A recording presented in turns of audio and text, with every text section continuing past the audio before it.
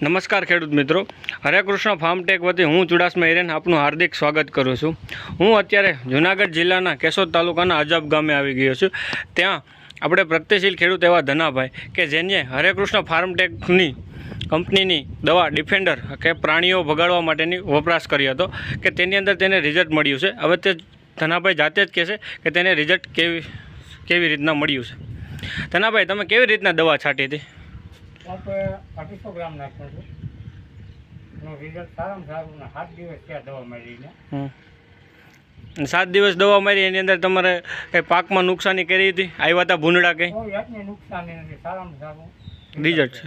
આમાં ભૂંડ કંઈ આવ્યું હતું તમારે વસાર? કોઈ વસ્તુ નહીં, કાંઈ વસ્તુ નહીં। અને ધનાભાઈ, હવે તમારું નામ અને તમે મોબાઈલ નંબર કહી દેશો ને?